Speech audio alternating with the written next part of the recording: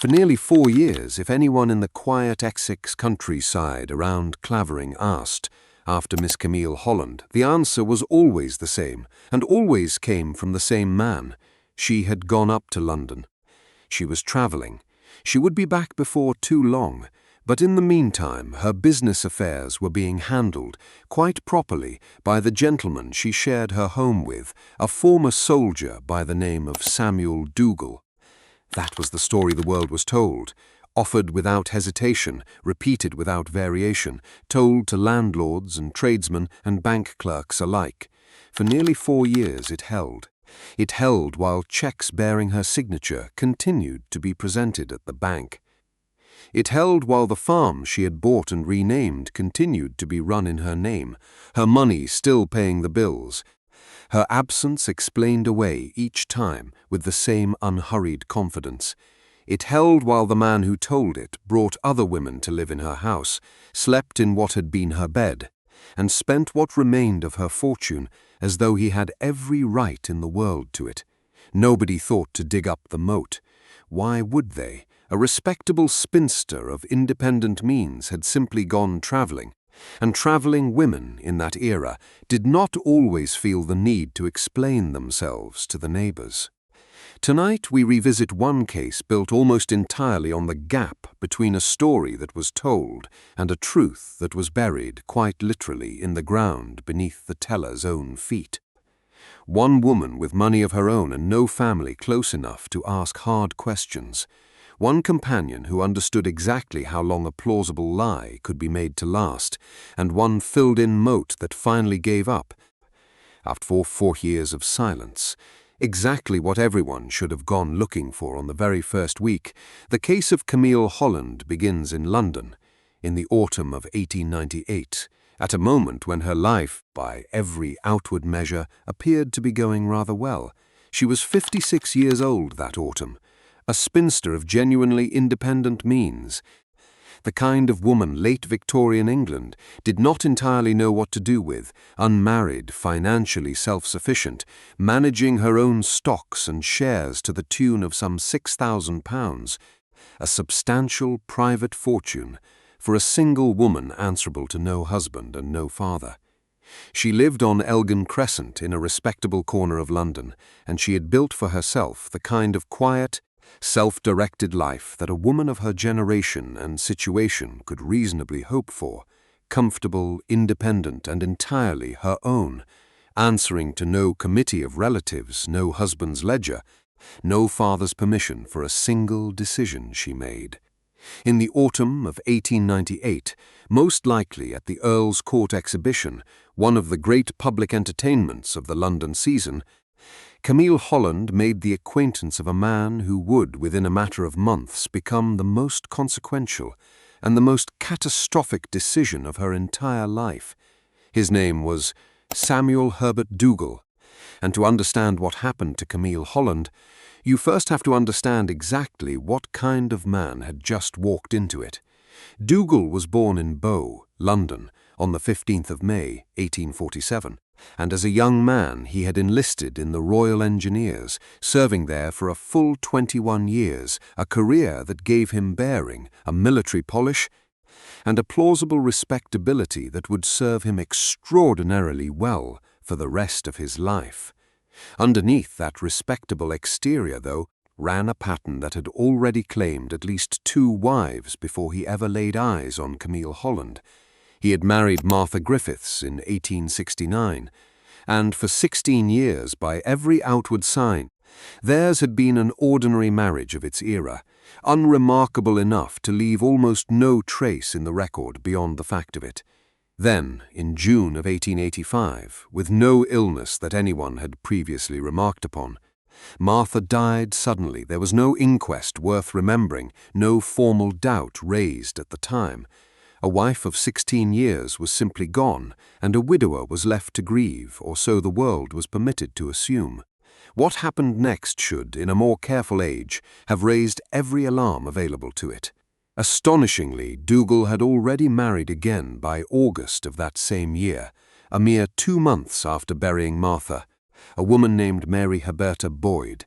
And Mary, too, died suddenly and inexplicably, only 2 months into this second marriage in October of 1885. She was buried in rushed fashion at Fort Massey Cemetery, in a plot alongside Martha, the two women who had shared his name sharing, in the end, the same small patch of ground, laid to rest within feet of one another by the same husband who had outlived them both in the space of a single calendar year. No thorough investigation followed either death. A Victorian widower burying two wives in rapid succession drew, at most, a raised eyebrow rather than a formal inquiry, because the medicine of the age was not equipped to distinguish natural misfortune from something else entirely, and the social deference extended to a respectable former soldier did the rest of the work. He married a third time in 1892 to a woman named Sarah Henrietta White, who was only 20 years old, and he was still legally her husband, still bound to her by law. At the very moment he began courting Camille Holland, as though he were an entirely free and eligible man. I want you to sit with the sheer audacity of that fact for a moment, because it tells you everything about the kind of confidence Samuel Dougal brought to every deception he ever attempted. Two wives dead under circumstances nobody had thought urgent enough to properly investigate.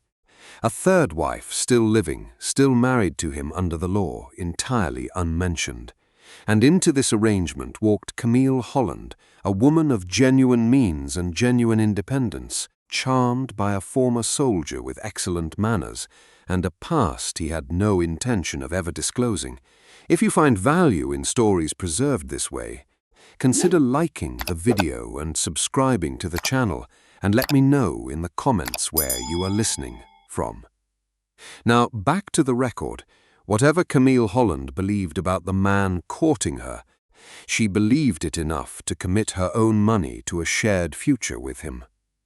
In the spring of 1899, the couple purchased a remote farmhouse near the village of Clavering in Essex, a property with an old moat encircling part of the grounds, and it was Camille's money, her independent fortune built up over a lifetime of careful self-management, that made the purchase possible.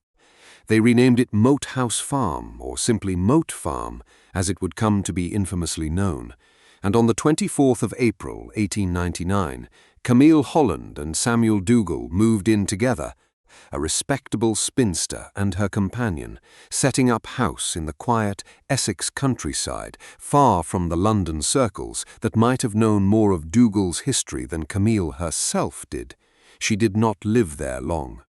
Before we go further, I want you to understand who Camille Holland actually was, because the record of her final weeks reduces her, as these records so often do, to a set of financial transactions and a missing person, when she deserves to be remembered as a woman who had built something genuinely rare for her era.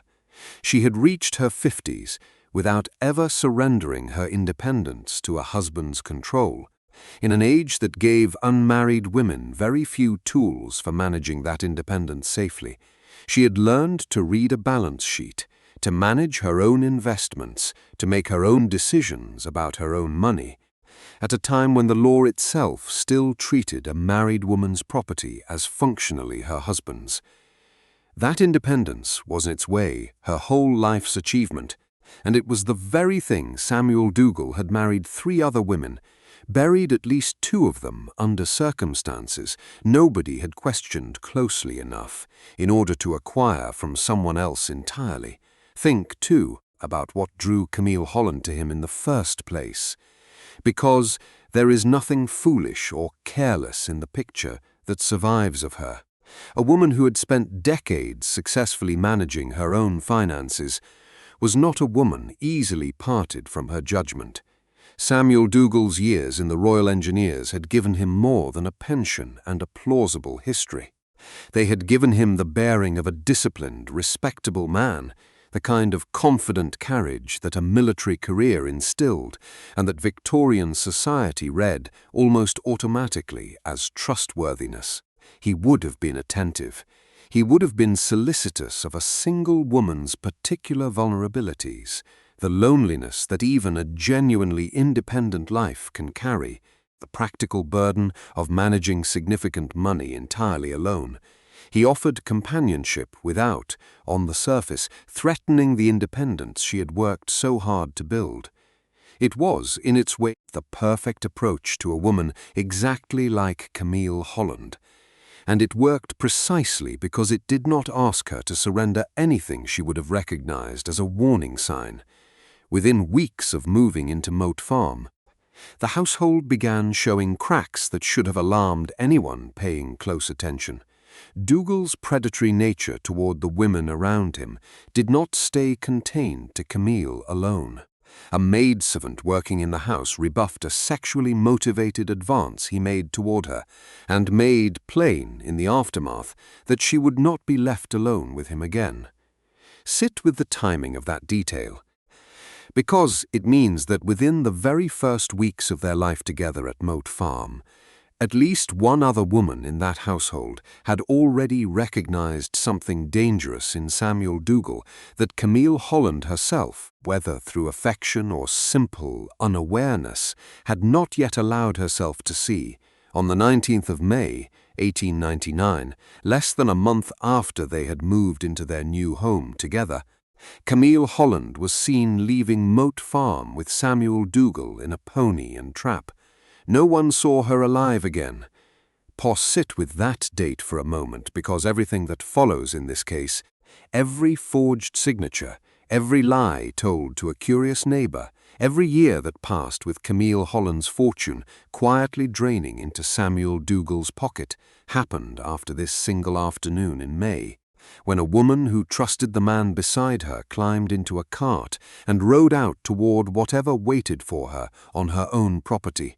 If this account is holding you the way it holds me, I would ask you to share it, because what happened over the 4 years that followed is, in its own quiet and bureaucratic way, almost as disturbing as the murder itself. What Samuel Dougal did next reveals a mind of chilling patience and confidence. He told the household, and later the wider neighbourhood, that Camille had gone up to London. When she failed to reappear, he simply extended the story. London became travel more broadly, an independent woman off, managing her own affairs in her own time. Exactly the kind of explanation that would have sounded entirely plausible for a woman who had built her whole identity around precisely that kind of self-directed independence. The very quality that had made Camille Holland unusual and admirable, her freedom from needing to explain her comings and goings to anyone, was the exact quality Dougal weaponized to explain away her disappearance for years. And he did not merely explain her absence. He impersonated her financially, forging Camille's signature on cheques and other financial instruments, presenting them at banks and drawing steadily on the fortune that had bought Moat Farm in the first place, while the real Camille Holland lay in the ground beneath the property he continued, brazenly, to occupy and improve with her own stolen money. He brought other women to live at the farm in the years that followed, playing the same charming, respectable former soldier role that had won Camille over in the first place, apparently untroubled by the fact that his previous companion's remains were somewhere on the very grounds where he now entertained her replacements. For 4 years, this held. Think about what that actually required. Not a single clever lie told once, but a lie maintained, elaborated, and defended across roughly 1,400 days, against neighbours, against bank clerks, against anyone who might have once known Camille Holland, and wondered, eventually, why she never wrote, never visited London herself to see old friends, never once surfaced in any of the ordinary social circuits a woman of her background would have moved through. The lie held not because it was a particularly brilliant lie, but because nobody with the standing or the motivation to challenge it ever fully did. Camille had no husband to demand answers. She had no children to raise an alarm. She had, in the end, exactly the kind of unencumbered independent life that made her, once she vanished, remarkably easy to simply stop asking about. What finally cracked the story was not suspicion about Camille Holland at all. It was an entirely unrelated scandal, close enough to Dougal's pattern of behaviour that it eventually dragged the older lie into the light along with it. Georgina Cranwell was one of the women Dougal had brought to Moat Farm in the years after Camille's disappearance, another servant drawn into the same house, the same charm, the same practiced confidence that had once won over a woman of independent means and had since moved on to women with considerably less power to protect themselves. By January of 1903, she was pregnant and unmarried, and facing precisely the kind of precarious future that unmarried Victorian mothers were left to navigate almost entirely alone. On the 27th of January 1903, she sought an affiliation order, the legal mechanism by which an unmarried mother could compel the father of her child to contribute to its support. And in bringing that claim into a courtroom, she did something Samuel Dougal had never planned for. She forced an official examination of exactly what his domestic arrangements actually were. It was in the course of those proceedings that a detail emerged which should, by every rational measure, have been established years earlier and never was. Samuel Dougal and Camille Holland had never actually been married at all, despite years of the household and the wider neighbourhood simply assuming otherwise, an assumption Dougal had never bothered to correct because it cost him nothing to let it stand. That single discrepancy, a marriage that had never taken place, was enough to prompt a closer look at Dougal's financial affairs generally, and once investigators began pulling at that thread, the forged cheques, the years of unexplained absence, and the whole architecture of the lie began to unravel with astonishing speed. It is a strange, almost bitter irony that the mechanism which finally exposed a 4-year-old murder was not any inquiry into the original victim at all, but a young pregnant woman simply trying to secure support for her own child, a woman who likely never imagined that her own claim for justice would end up excavating someone else's entirely. Weeks of digging followed at Moat Farm, investigators working systematically through the grounds Dougal had occupied so comfortably for 4 years, turning over a property that had, by every outward appearance, been nothing more than a pleasant rural farmhouse the entire time. It was not a quick discovery. The search dragged through the grounds for weeks, moving from one likely spot to the next, the kind of patient, exhausting physical labour that Victorian detection so often required in the absence of any of the forensic shortcuts a modern investigator would take for granted. And then, on the 27th of April, 1903, nearly 4 years, to the month after she had climbed into a pony and trap beside the man she trusted, they found her. Camille Holland's body was recovered from the filled-in moat that gave the farm its name, and the examination that followed found she had been shot once in the head, at close range, the single act that had ended, in an instant, the life of a woman who had spent decades building her own careful, independent security. Consider what that moat had actually been doing for the whole of those 4 years. It sat there, ordinary and unremarkable, a feature of the property Camille Holland herself had once admired enough to help name the farm after it, filled in and grassed over at some point, walked past by Dougal and by every woman he subsequently brought to live there, an entirely unremarkable piece of landscaping that neighbours had looked at 1,000 times without a single thought. It had been holding her the entire time. Every visitor to Moat Farm across 4 full years had, without knowing it, walked within a few feet of exactly where the truth was waiting. Samuel Dougal was arrested, and the case against him, once the body was recovered, moved with the speed that only overwhelming physical evidence can produce. He was tried at Shire Hall, Chelmsford, beginning on the 22nd of June, 1903, indicted on the charge that on the 19th of May, 1899, he had feloniously, wilfully, and of his malice aforethought, killed and murdered Camille Cecile Holland at Clavering. The evidence laid before the court was by that point overwhelming in a way that 4 years of careful lying could never have anticipated needing to withstand. There was the body itself, and the single close-range gunshot wound that no accident or natural misfortune could explain. There were the forged checks, a paper trail of Camille's own signature reproduced, imperfectly but persistently, across years of transcripts she could not possibly have authorized from beyond the grave. There was the timeline itself, precise and damning, a woman last seen alive on the 19th of May, 1899, and a man who had spent every day since profiting from her name, her money, and her home. Dougal offered no credible account of what had actually happened to her. The jury returned a unanimous verdict of guilty, and Mr. Justice Wright sentenced him to death.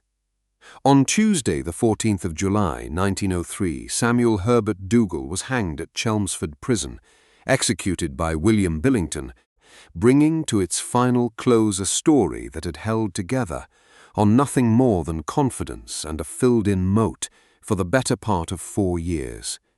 What does this case reveal about the world that made it possible? It reveals how completely a woman's hard-won independence could become the very tool used to erase her. Camille Holland had spent her whole adult life building a kind of freedom most women of her era were never permitted to have, the freedom to manage her own money, to answer to no husband, to come and go according to her own judgment rather than anyone else's permission. That freedom should have been her protection. Instead, in the hands of a man who understood exactly how to exploit it, it became the perfect cover for her own murder, because a woman who was expected to travel independently, to handle her own affairs without constant supervision, could simply be reported as traveling, and no one thought it strange enough to demand proof. There is a colder observation sitting underneath that one, and it concerns exactly how little institutional friction Dougal actually had to overcome. Banks accepted forged signatures for years without sufficient scrutiny. Neighbours accepted a convenient explanation rather than pressing for one that could be verified.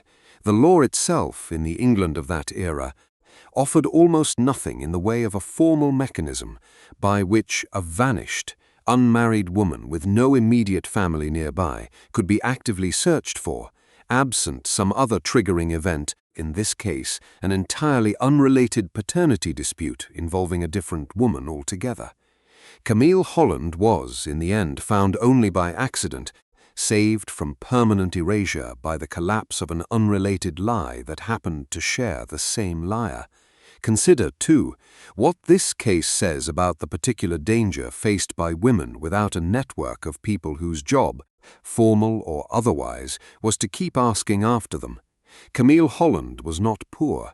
She was not friendless in any absolute sense, but she had built a life deliberately structured around independence, which meant she had, by design, fewer of the people whose daily presence might have noticed her absence and refused to accept a convenient story.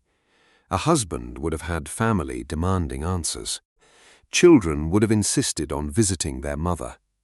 Camille Holland had chosen, entirely reasonably, a life with fewer such obligations woven into it, and Samuel Dougal understood with a predator's precision that the very structure of her independence left a gap exactly the size and shape he needed to disappear a body into for 4 full years.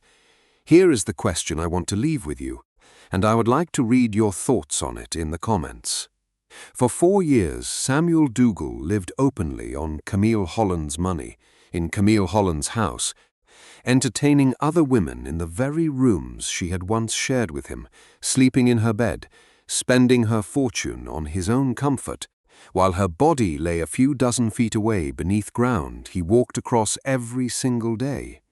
What does it take to live like that, to sleep soundly above the exact spot where your victim is buried, to spend her fortune on your own comfort, without apparently a single sleepless night in 4 full years? Is that a particular kind of coldness rare even among killers? Or is it simply what becomes possible once a man has convinced himself completely that no one is ever going to come looking?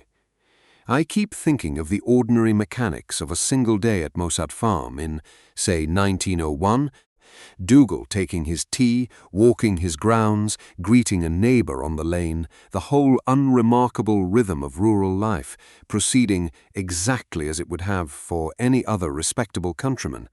And I cannot decide whether that ordinariness is the most frightening detail in the entire case, or simply the plainest proof of how completely he had convinced even himself. Moat Farm still stands in the Essex countryside near Clavering today, its moat long since a matter of historical curiosity rather than horror, the property having passed through generations of owners who inherited a pleasant rural address with a history most of them would rather not dwell on. Visitors to that quiet corner of Essex today drive past hedgerows and farm gates with no sense at all that one of the more calculating murders of the Edwardian era unfolded, and was concealed for 4 full years on ordinary agricultural land indistinguishable from 100 other Essex farms around it. The record remains in the Chelmsford trial papers, in the forged cheques that first raised the alarm, in the coroner's report that finally gave Camille Holland's death the plain physical description that 4 years of polite fiction had denied her a single gunshot wound at close range to the head. Her name was Camille Cecile Holland, a woman of independent means who built, across 5 decades, a life answerable to no one but herself, and who was murdered within a month of surrendering a portion of that independence to a man who had already buried 2 wives before her, and would go on to entertain still more companions above her unmarked grave. She managed her own stocks and shares. She bought her own farm. She trusted the one man who understood, with chilling precision, exactly how much freedom a Victorian spinster's disappearance could plausibly explain away. I think often about the particular unfairness of how this case is generally remembered, when it is remembered at all, as a curiosity of Edwardian crime, a colourful footnote about a forger and a moat, rather than as the 4-year erasure of a woman who had done everything right by the standards of her own hard-won independence. Camille Holland broke no rules. She managed her money with more care than most men of her era were ever required to demonstrate.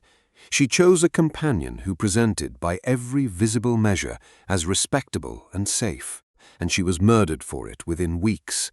Her absence explained away so smoothly, and for so long that the story very nearly became the permanent and accepted truth of what had become of her. A woman who had simply chosen, one autumn in London, to go and see the world a little on her own terms. For 4 years the moat that bore her farm's name kept the only honest account of what had actually happened to her, silent under the grass, while an entire county went on believing the story it had simply been told, and never once thought seriously to question.